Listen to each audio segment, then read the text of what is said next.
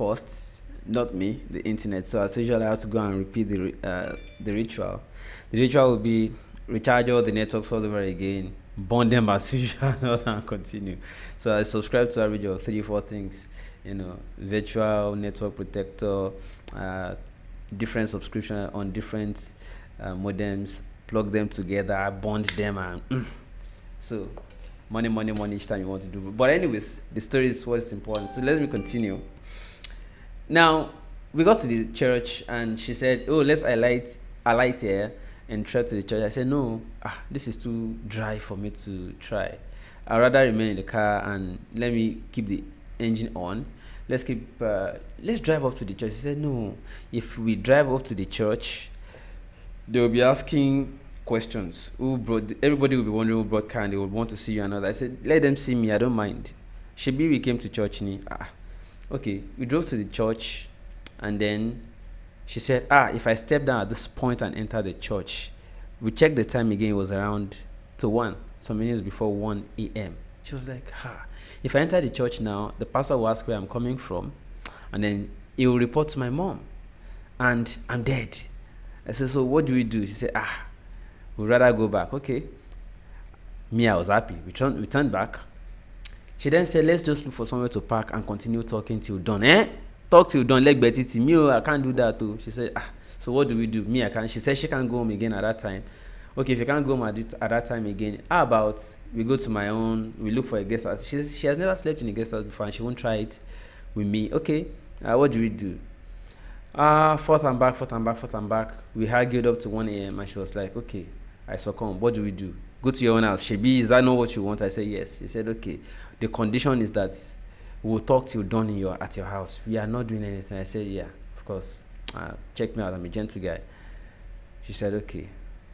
So we drove to my place, to the place I was going to sleep that night, and then we continued talking. "Oh yeah, hey, this one that happened, actually something like this." She was asking me my belief about this, about that.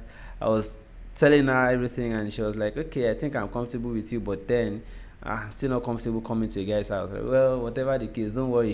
We are already at the house now. Nothing is happening. So we continued gisting. She wanted me to tell her as many stories as possible. I was jumping, from one story to another, from one story to another. Then she fell asleep. When she fell asleep, I covered her, and I also slept. We set the alarm to 5:30 a.m. already. She told me she was going to move by 5:30. We got home around some minutes before 2 a.m. So when we got home, we talked till about 3:30 when she fell asleep. So less than 2 hours or so, she had to wake. So got her water to quickly have a bath. She had clothes in her bag to change because she planned to change after leaving church, but she wasn't going to church again because of my own factor. So I drove her to the bus stop, and then she said, "You know what? You just made me have another idea about what I always say about guys. I mean, we were in your house, you didn't touch me." I said, "Yeah." So because there was no need to do that, she was like, oh boy, I've never had it. I've had friends who have boyfriends or who have this or that, but the stories they always tell about guys that all guys are the same. But you have just proven that it's not always true. I said, "Well, now you know." So for her to then alight from the car and then join a bus that will be going back to her house, she was like, "I don't feel like going to work today. I feel like what we were talking about when I fell asleep, we should continue. I want to hear more."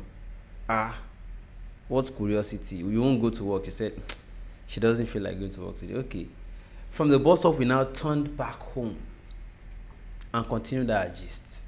At this point, I had to leave her at home, go for my own assignment. She was like, "Make sure you don't come late, otherwise you will not meet me at home." Okay, fine. At that point, I did not know that her parents were already calling her. Her boss already called her mom that she did not come to work. The mom said no, she must be at work because she's not at home. So problem already started at home. So the mom called her. She explained to her mom that the guy I told you about is the person I went to see. The mom was like, "You killed me. Went to a guy's house. When did you start that?" She was like, "Well, whatever the case, I mean, I found myself in his house and he's a nice guy. I think he's okay.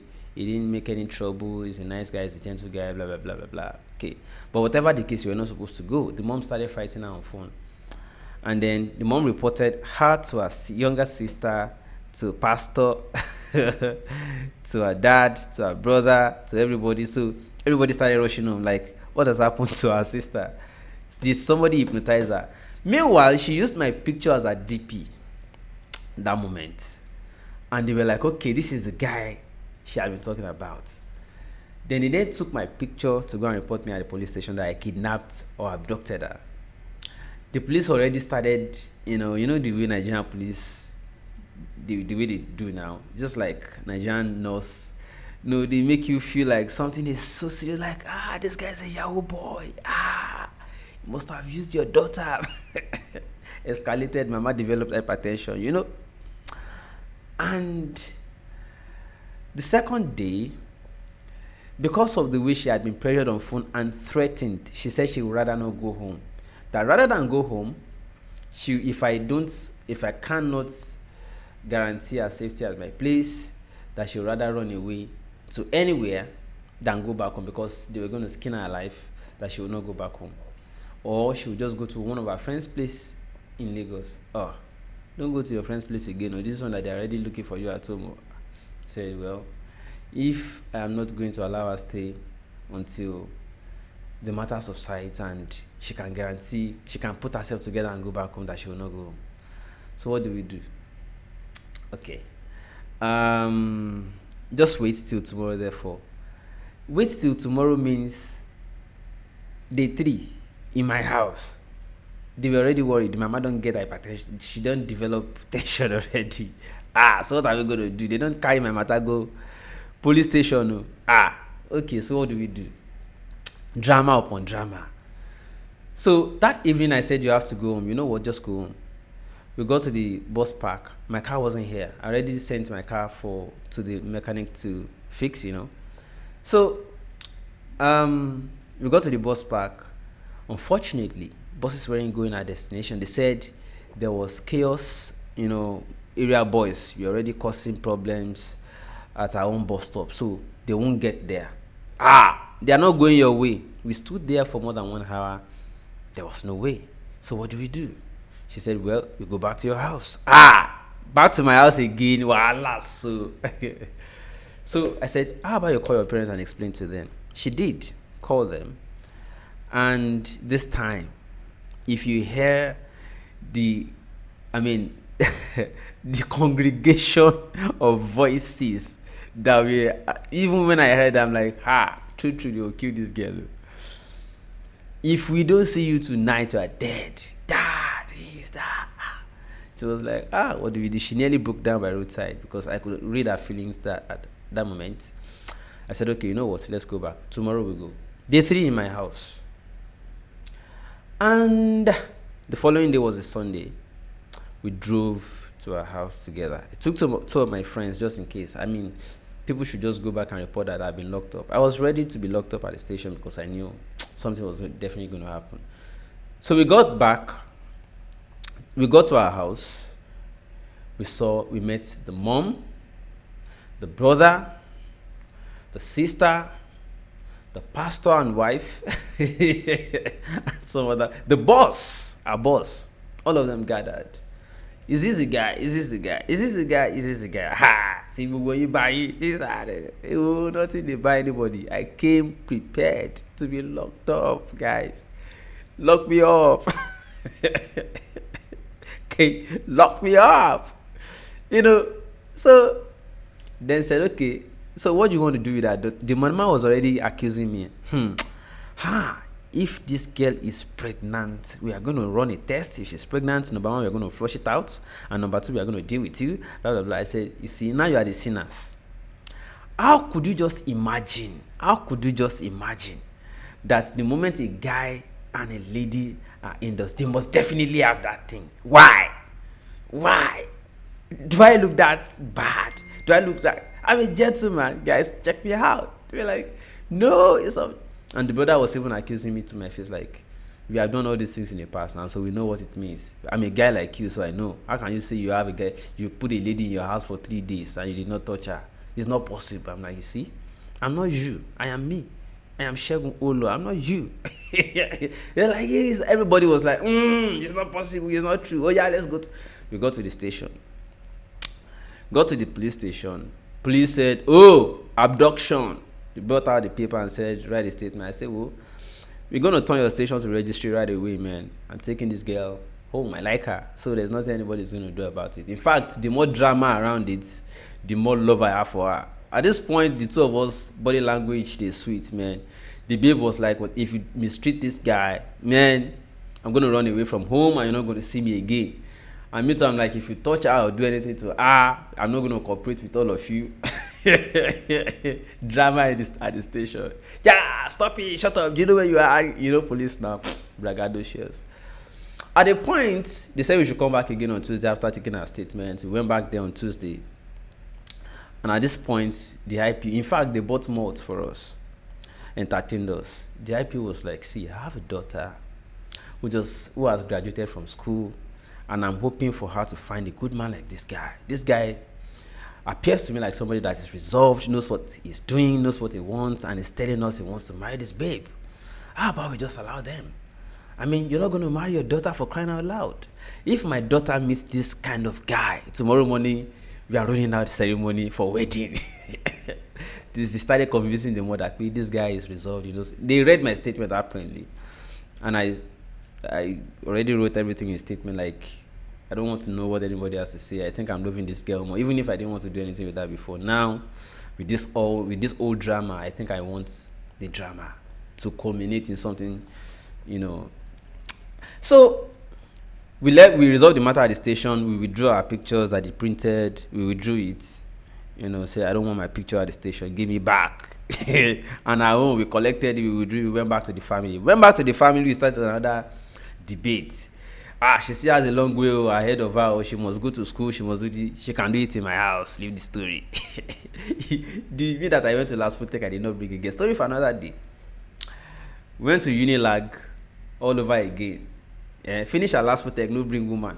Go Unilag, study another course, 4 years, I no bring woman. Go NYSC, I no bring woman. Go do masters, I no bring woman. The things I don't know what they do. It's because I just don't want. Because I know what has been happening to our education system in Nigeria. You know, people enter school, they don't come back with education. They go there, come back with makeup, exposure. They spoil them. In fact, Yahoo boys use most of them, from what I hear, and some of that we have seen, you know. And then they come back with certificates. Those are the things they come back with, but no education. In fact, more people come back, more of our ladies come back more stupid than they left home before they went to school.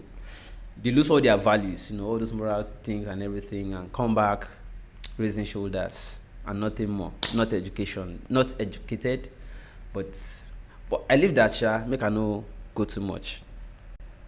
Then she will have to go to school. I say she can go in my house. You are at the age of, in fact, school will no longer be 4 walls of classroom anymore. School is virtual. School is going forward, and even if she wants to do part-time or anything, I think first of all, let her be empowered first. I went to school by myself. The first thing I sought was get myself something that could be bringing in little money that I can use to sustain myself at school. That's the most important. Okay, so let's reset the priority. We had long debates at the family. Okay, we finished at the family level. I'm reading comments too, so keep them coming. I'll reply to all of them. And afterwards, they didn't know what to do with me again. You're like, okay. The father already said, well, if he guarantees all of us that he's going to do this, do that, make sure that the girl does not suffer, or that the girl's plans are not affected, like plan to go to school and all that. If he guarantees that all of those things are not going to be withdrawn from her, then we can begin to monitor them together, and let's begin to listen to him. Okay. They then took me to church. Church wahala, child. Church then said, before we can even begin to consider you together, you will have to enroll. We will counsel you for minimum of 6 months, 6 to 9 months. Upon completion of your counseling for between 6 to 9 months, We will now give 3 months to plan your wedding. So that is, we are talking about 1 year. And they now told us that within that period of 6 to 9 months, she must not come to my house. We must not meet at any private place. And after about 3 to 4 months, in the course of the counseling, they will give us a note to go to lab. In the course of the year, they will give us a note to go to lab to go and check our compatibility. We must have been coming for counseling for weeks or months before they will now give me notes and her to go and check at the lab whether we are compatible.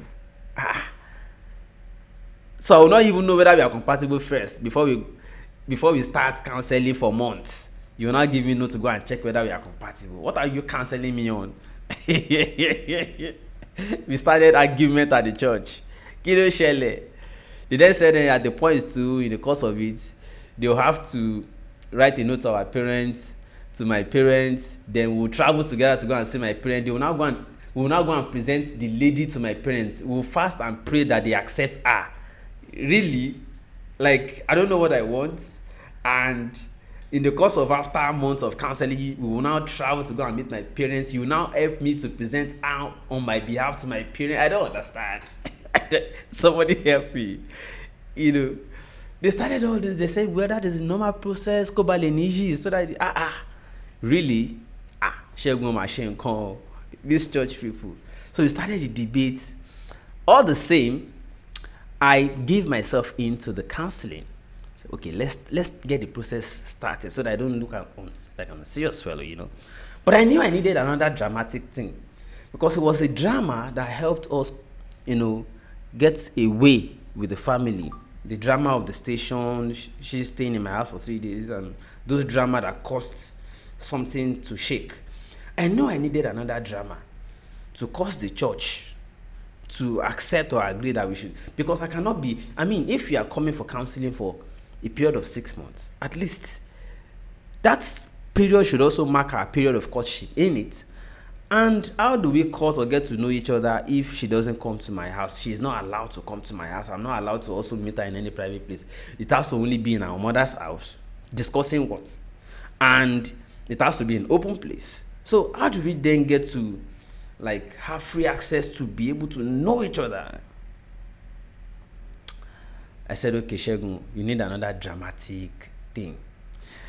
While I was thinking about what to do, I just saw Gbenga Adeyinka's Egbon Big Brother, Gbenga Adeyinka's, you know, message about upcoming Laugh Matters in Ibadan. I said, okay, Shegun, do something crazy with this one. Aha, I can't call Egbon Big Bros, CFR, comedian of the Federal Republic. Oh yeah, something I won't propose at Laugh Matters. She said, I said, yes. Okay. Oh yeah, let's do something. Okay. I can't tell her the story of the girl. See, they know they allow her come. She no go allow her follow me on. But I go do something. She said, let me know how it goes. At least some 1 week or few days to the program, so that I can arrange that moment for you inside the program. I said, okay. I secured the ticket for us. And then I said, oh yeah, let me start looking at what to do.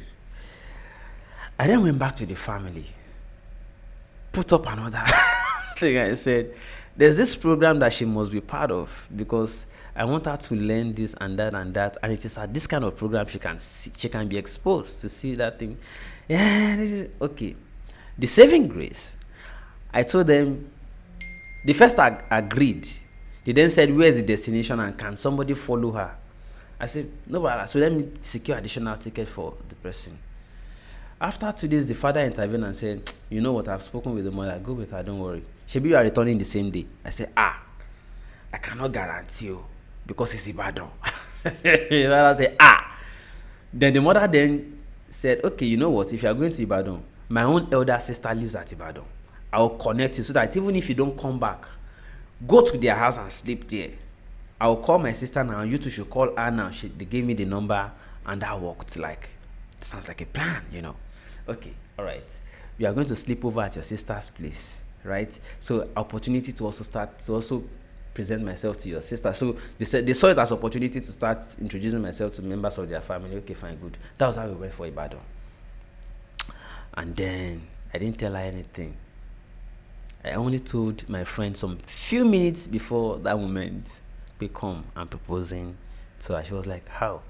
You want to create a scene at the red carpet or what? I said, no, not red carpet. Oh, on the stage. The guy say, Badu. I say, I say go be. Then I had to go and sit at a place where nobody would announce me. My Baba saw me, wanted to, it was with the microphone. I just said, don't talk. Oh. Yomi Faslanso came and all of them. Yomi Faslanso climbed the stage. It was about the time Bingade Canal called. Oh yeah, it's cool. Yomi Faslanso was looking at me like this. Wait till you did do. I say you be comedian. I say I'm not a comedian. Don't talk. We just wait for what is going to happen. So when the time came and I did it, Yomi Faslanso was like, wow, you hear his voice and that's on the background. Maybe I should just play the video all over again and you guys watch it, and then I'll give you the gist what happened after this proposal.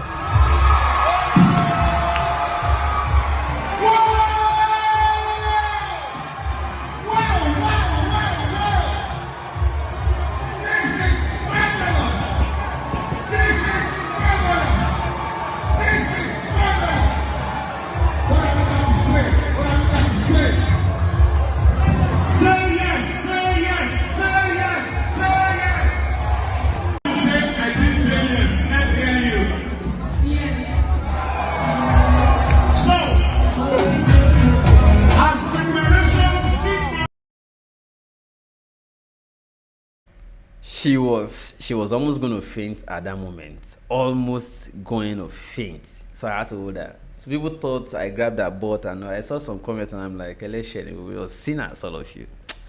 Anyways, that was the story. Then what happened?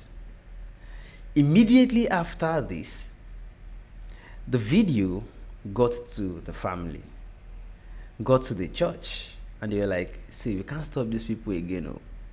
Then the family now say, whoa, come on, do introduction. So the following week, Sunday, we went for introduction. When we got to the introduction, they then gave me a list. Finally, gentlemen and ladies, what am I trying to say?